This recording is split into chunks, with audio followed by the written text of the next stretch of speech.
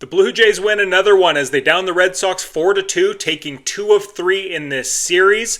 And we're back to 15 and 16 on the year. Vibes are back up to near all-time highs with Dalton Varsho back in the lineup. This Toronto Blue Jays lineup has remembered how to hit the long ball, and it is paying off big time. So this type of ball game tonight is what you envision when you think of the Blue Jays roster construction currently. They are not going to lead the league in home runs or runs scored. They're not going to be an offensive juggernaut overall. But there's enough guys there that when they get it going, they can win a lot of games coupled with their pitching and with their defense. We're seeing some great things right now. You've got Santander hitting home runs finally, 2 out of the last 4 games, I guess. Vladdy's hit a couple. Varsho's come back and hit 2 in 3 games. And there's enough supplemental offense around the lineup, just guys getting on base, some doubles, things like that. Kirky's hitting the ball hard. Bo's hitting the ball hard. They're not necessarily the biggest home run guys, even though Kirky came about a foot away from one early in the game tonight. But there's enough signs of life there now that you're starting to get a little bit of optimism about this offense. And when things click, like I say, you can see us winning a lot of games with this formula if they can keep it up. We'll get into a recap here real quick. So, it was a bit of a pitching duel to start out. It was Jose Barrios versus Houck, and you thought we'd get to Houck because he's had a rough start to the year, but unfortunately we were unable to, as it was 0-0 until the 5th inning.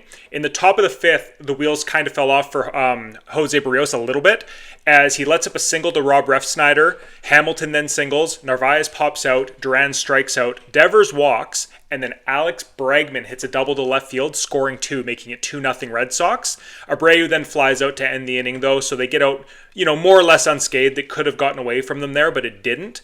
And good on Jose Barrios for keeping his pitch count under control in this game, getting us 6 quality innings in the end. He got into the 7th, kept it 2-0, and then Mason Flaherty came in and looked really good in relief for him as well. So yeah, we're 2-0 going into the bottom of the 7th when we finally get through on Houck. Santander grounds out to start the inning, and then Dalton Varsho, welcome back again.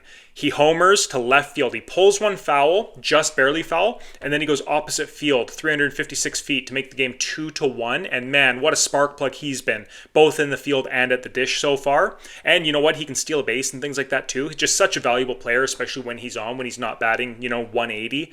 Kirky grounded out. Barger was then hit by pitch, and then Roden grounded out. Roden has looked... He's struggling. We'll just leave it at that. Roden is having a rough time right now. I don't know what the correct path forward is with him. Hopefully he just starts putting a little bit better quality contact on the ball. Flaherty then had a really clean 8th inning. He looks really, really solid for us. And I've been in his corner this whole time. I like the guy. I really wish he would learn something that fades, throwing arm side for him, like from right to left on the TV screen, because everything he throws cuts and curves towards the right-handed batters. So I think the next step of his evolution is to get like a circle changeup or a good sinker to get some of that two-seam tailing action. But yeah, anyways, that's besides the point. He's being very effective right now, and it's working.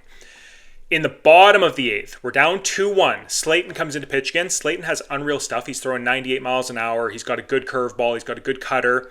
Clement pops out. Nathan Lucas gets the rally started, though. Singles to center field. Bo Bichette then doubles to right, moving Lucas up to third. It was unsure whether or not the ball was going to get caught, so Lucas did have to hold a bit.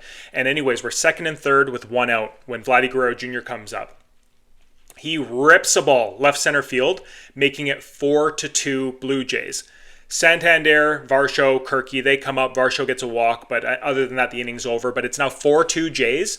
And with this bullpen, with Jimmy Garcia and Jeff Hoffman at the back end there, that's pretty much game, set, match as Jimmy Garcia comes in throwing his 99 miles an hour now. And he gets the save for us, given that Hoffman went 2 innings last game. But this is the formula that I've been talking about, is Guerrero didn't even need to hit a home run there. Obviously, it's super sweet that he did. But with guys on second and third, a single, a double, it's just one of those timely hits. That would have made it 3-2 Blue Jays, and that would have been enough. Home run, like I say, extra run, sweet. We need these. They're great. But that's been the difference there. Is just we've had some base runners, we've had, bases loaded in a lot of games, and we just haven't been able to get those timely hits. If we start getting the odd home run like we have from Varsho, Santander, Vladdy, and then we just get one or two clutch hits a game, one or two, doubles at the right time, this team's going to win a lot of games if they can put up 4, 5, 6 runs in a game. They don't need to put up 10. They don't need to put up, the double-digit scores. It's just a couple timely hits, and this pitching staff will do the rest. So really, really good stuff. It's fantastic having Varsho back. I said in the group chat there on East Coast Blue Jays, I should say, that we all of a sudden feel really good about our top 6. You've got Bo Bichette leading off, Vladdy Guerrero Jr., Santander, George Springer, Dalton Varsho, Alejandro Kirk. The top 6 are firing, and that is something that we haven't had all year long. Once we got past 3, and even 3 wasn't really hitting, but once we got past 3, it was, Jimenez and Kirky was struggling, and, you didn't feel good about anything in the middle of that order. And now all of a sudden, just with the addition of our show and then people swinging the bat, you're feeling good about 2/3 of this lineup, like really good about it. So yeah, if we can get anything from, the Bargers have looked really good. He's making a lot of hard contact, a lot of loud contact. He's not getting the results yet, but that will come, I think.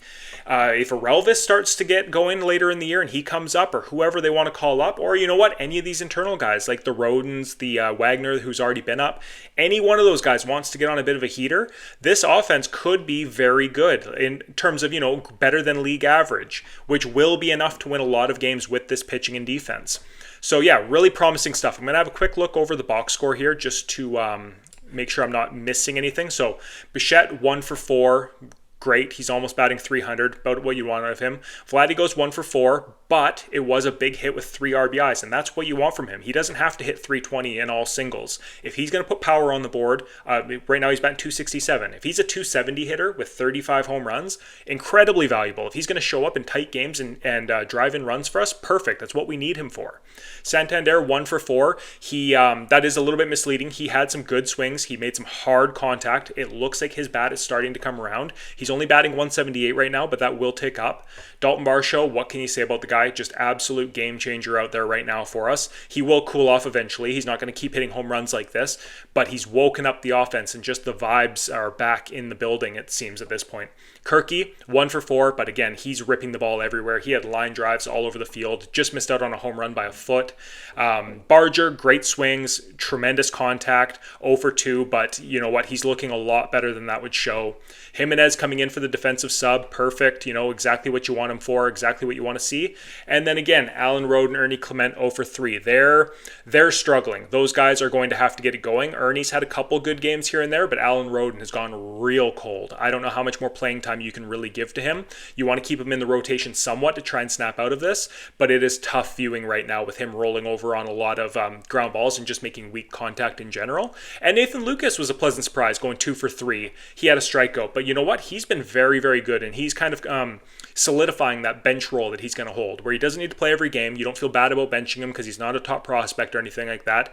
He's a 30-year-old guy who can play some really strong defense out there, who, aside from a couple blunders, is a fairly good base runner. And you know what? He can do a little bit of bunting and things like that. He's just a perfect bench piece, really. Not the highest of ceilings, not the lowest of floors. Just a guy you feel good about. Anyways, Guerrero Jr., 4th home run off Slayton. Varsho gets his 2nd already. Bichette has his 10th double already. And then Guerrero Jr. Up to 17 RBIs on the year now. Great. We only left 4 guys on base, not terrible. And we only had the 1 runners in scoring position opportunity, but we cashed in with the 3-run home run. So on the pitching side of things, Barrios, 6 2/3, 2 earned runs. Great stuff from him. Quality start. Gets that ERA back under 4. Mason Fluharty comes in, gives you an inning and a third. His ERA is down to 2.25 now. He's looked phenomenal. And Jimmy Garcia comes in and slams the door shut in the 9th inning with 2 strikeouts and only 12 pitches. So all around, strong performance. If I'm a Red Sox fan tonight, this one hurts. That late home run and then just not capitalizing earlier in the game. That does sting for them for sure. But anyways, Jays win 4-2, 15-16 on the year. The march to 500 is back on. Let's go get some wins against the Guardians as well coming up. And we'll talk to you guys later. Let me know in the comments below what you thought. Did you enjoy the game? What did you notice? We'll talk to you guys later. All right.